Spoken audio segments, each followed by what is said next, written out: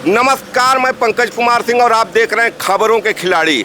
अभी हम जहां खड़ा हैं वो नेगुरा ग्राम सभा है चंदौली जनपद का, जहां पिछले हफ्ते एक सांप्रदायिक हिंसा में एक मुस्लिम व्यक्ति बादशाह खां की मृत्यु हो जाती है और उसके बाद पूरे चंदौली जनपद में सियासत का दौर शुरू हो जाता है। एक तरफ जहां मृतक बादशाह खां के यहाँ समाजवादी पार्टी का प्रतिनिधिमंडल आता है, जिसमें चंदौली के सांसद वीरेंद्र सिंह रहते हैं, सकलडीहा के विधायक प्रभु नारायण यादव रहते हैं और योगी सरकार को तमाम खरी खोटी सुनाते हैं। वहीं हत्या के आरोपी हिंदू परिवार की तरफ से भी पीड़ित निकल कर आती है। एक महिला आती है, उसकी नाबालिग बेटी आती है और आरोप लगाया जाता है कि मुस्लिम परिवार हिंदुओं की लड़कियों के साथ छेड़खानी कर रहा था। लेकिन सबसे मज़ेदार बात है कि इस छेड़खानी का भी कोई भी एफआईआर सामने नहीं आया है। हो सकता है कोई एफआईआर हुआ हो, वो एफआईआर सामने आना चाहिए। लेकिन सबसे बड़ा सवाल जो उठ रहा है कि योगी के सरकार में किसी हिंदू लड़की के साथ अगर छेड़खानी होता है, मुस्लिम युवक छेड़खानी करता है, तो अभी तक उसके घर पर बुलडोजर क्यों नहीं चला। एक सवाल ये भी उठता है कि आज जबकि हिंदू परिवार हत्या के आरोपी हो गए हैं, तब जिले के तीन भाजपा के विधायक, दो राज्यसभा सांसद नेगुरा गांव में आते हैं, सियासत करते हैं, पीड़ित हिंदू परिवार का साथ देने का वादा करते हैं। लेकिन बड़ा सवाल जो उठ रहा है कि ये भाजपा के विधायक और सांसद उस समय नेगुरा गांव में क्यों नहीं आए जब हिंदू की लड़की के साथ छेड़खानी हो रहा था। ये तब क्यों आ रहे हैं जब हिंदू परिवार हत्या का आरोपी हो चुका है।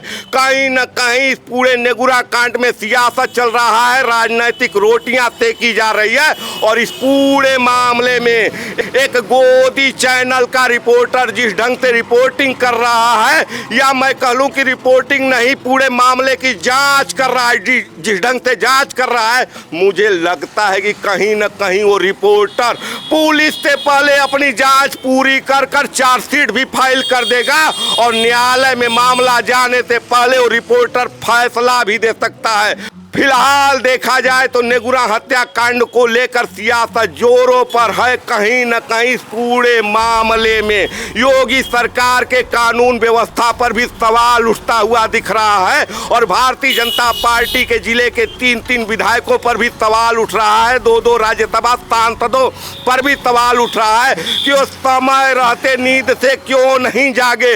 अगर हिंदू परिवार की लड़की के साथ छेड़खानी हो रहा था तो हिंदू परिवार की लड़की को न्याय समय रहते क्यों नहीं मिला। और एक बड़ा सवाल इस पूरे मामले में ये भी उठ रहा है कि भारतीय न्याय संहिता की कौन सी धारा है जिसके तहत हिंदू परिवार के युवकों को ये अधिकार मिल जाता है कि वो छेड़खानी का बदला किसी की हत्या कर ले। या पूरा मामला कहीं ना कहीं आगामी कुछ दिनों में जो ग्रामीण अंचलों का चुनाव होने वाला है उसको देखकर रचा जा रहा है, वोट बैंक की सियासत हो रही है। ये पूरा मामला कहीं ना कहीं एक हत्या से हटकर राजनैतिक हो चुका है। मैं आपसे एक बार फिर कहना चाहता हूं कि किसी भी क्रिमिनल मामले का विश्लेषण नहीं होता है, राजनीतिक मामले का विश्लेषण होता है।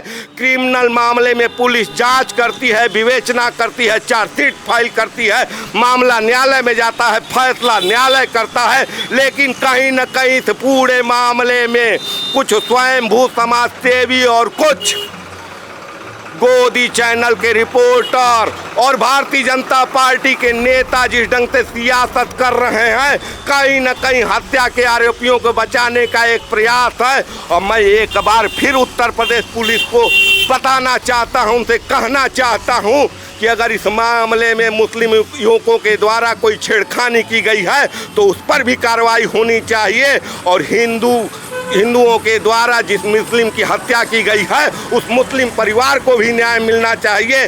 देखना बहुत ही दिलचस्प होगा कि क्या नेगुरा का मामला, नेगुरा गांव का मामला सियासत का भेंट चढ़ जाता है या योगी की पुलिस इस मामले में न्याय कर पाएगी। देखते रहिए खबरों के खिलाड़ी। धन्यवाद।